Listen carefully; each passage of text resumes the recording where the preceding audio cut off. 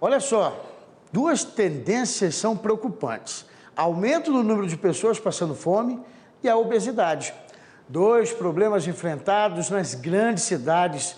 Se um deles pode ser resolvido com maior acesso aos alimentos, o outro é preciso ter comida de qualidade.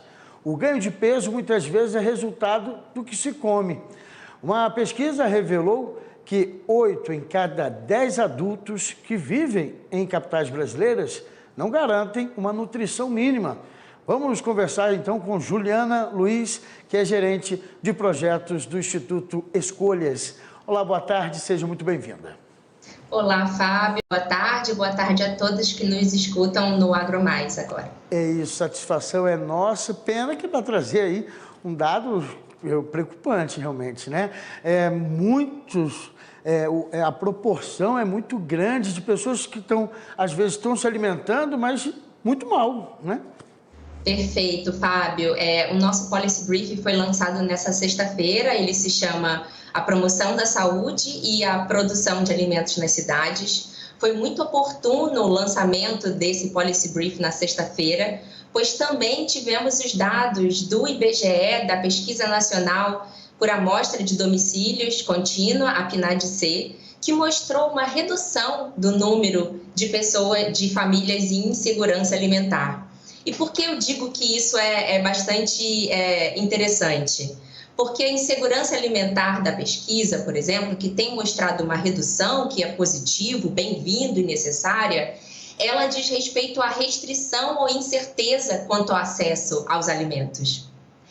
Já o nosso estudo, ele traz uma outra camada associada à questão da segurança alimentar, que é a qualidade dessa alimentação. E a mensagem-chave do nosso Policy Brief é que a alimentação saudável ela tem piorado no Brasil. E o nosso estudo trouxe dados pormenorizados de inquéritos nacionais de saúde, especificamente sobre alimentação, a forma como brasileiros e brasileiras têm consumido, né, uma alimentação saudável e não saudável, e também a avaliação do quadro geral de saúde dessas pessoas.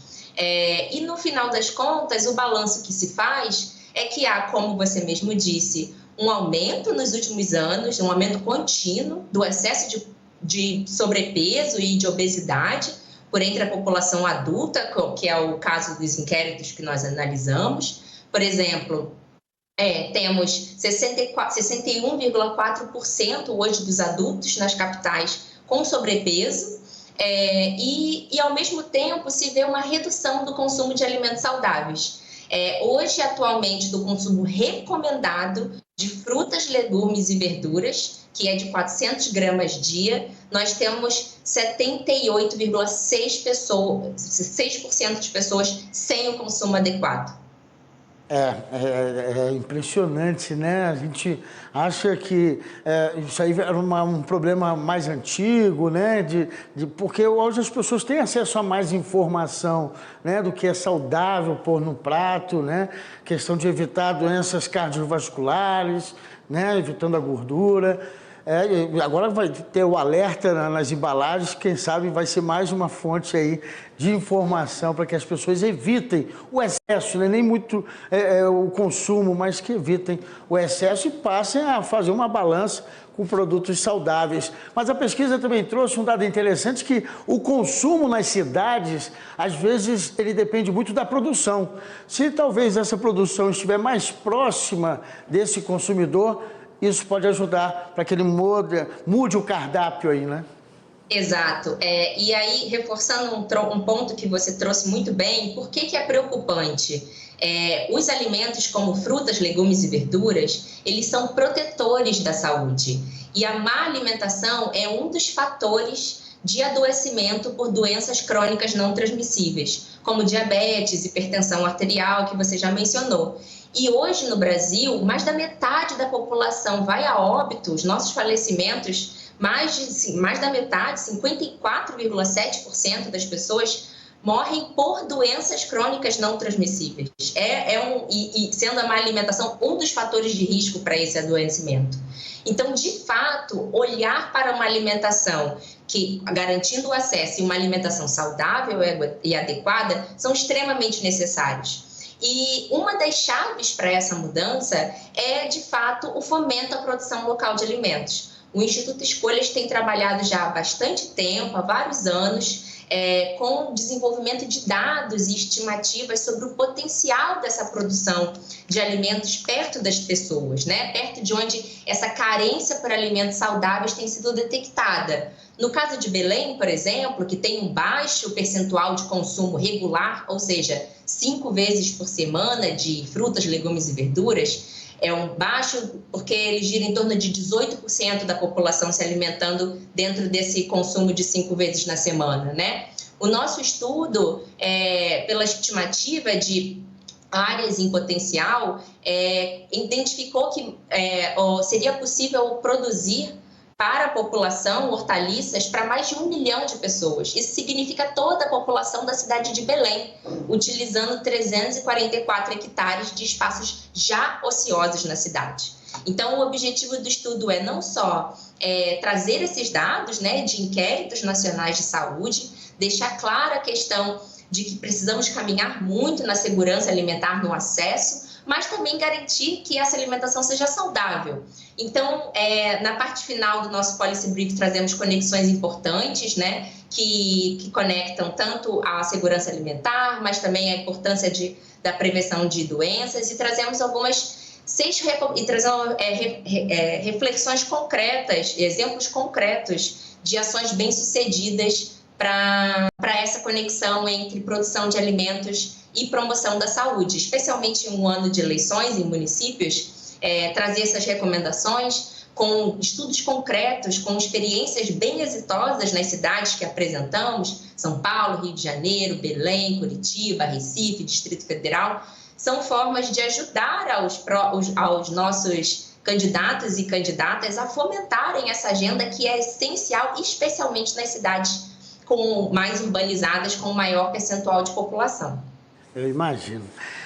Nós, pelo menos aqui no Distrito Federal, tem um benefício do Cinturão Verde, favorecer esse acesso ao alimento um pouco mais fácil, né? Porque aí a gente está colocando transporte, preço dos alimentos que acabam chegando mais acessível ao consumidor, né? Eu acho que é isso, a produção mais local, mais próxima, estimula uma economia, né, naquela cidade, claro, e também facilita essa alimentação mais saudável, né? Exato, é um círculo virtuoso, melhor dizendo. Não só o Distrito Federal, mas outras 10 capitais que eu mencionei aqui também dispõem de cinturões verdes. São importantes abastecedoras, mas o que nós notamos é que nem sempre esse alimento produzido ele está sendo consumido nessas grandes capitais, né? Então, olhar para esse abastecimento é uma maneira estratégica importante de avançar nesse consumo, especialmente no que diz respeito a esses alimentos frescos, frutas, legumes e verduras, as hortaliças. Aproximar essa produção desses grandes polos urbanos também é uma estratégia de redução de preço, geração de emprego e renda. Nossos estudos mostram que não só se produz mais toneladas desses alimentos frescos, mas também tem o potencial de geração de emprego e renda.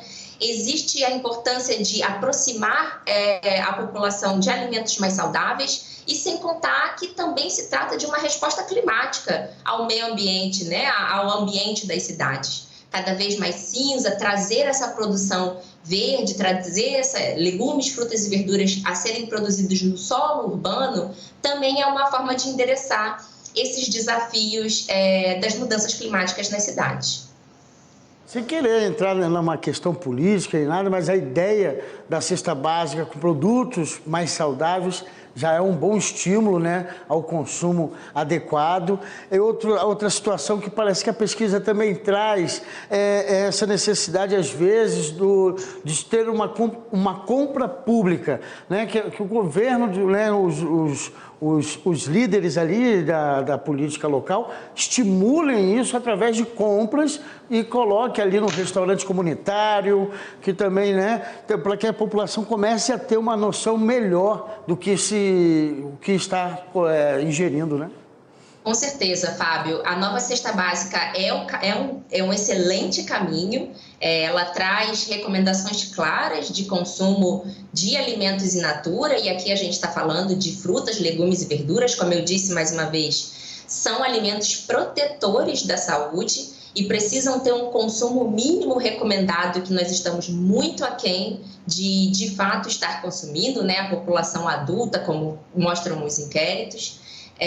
Então, ao passo que a nova cesta básica é um caminho, muito trabalho ainda precisa ser feito. E aí, fazendo gancho com o seu comentário sobre as compras públicas, louvamos, e é muito positivo já a apresentação do programa de aquisição de alimentos, a inclusão da agricultura urbana como um dos beneficiários do programa, mas ainda falta regulamentação. E sabemos que o programa de aquisição de alimentos e outros programas de compras públicas, eles têm um gargalo já histórico, seja para os agricultores familiares, mas agora também para os agricultores urbanos, não necessariamente familiares, a fazerem parte dessa estratégia de política pública. Então, sim, certamente regulamentação e um papel ativo dos municípios, mas também do governo federal em avançar com as regulamentações necessárias, são os caminhos que a gente precisa avançar para garantir essa alimentação segura, saudável, constante e saudável para a população das cidades.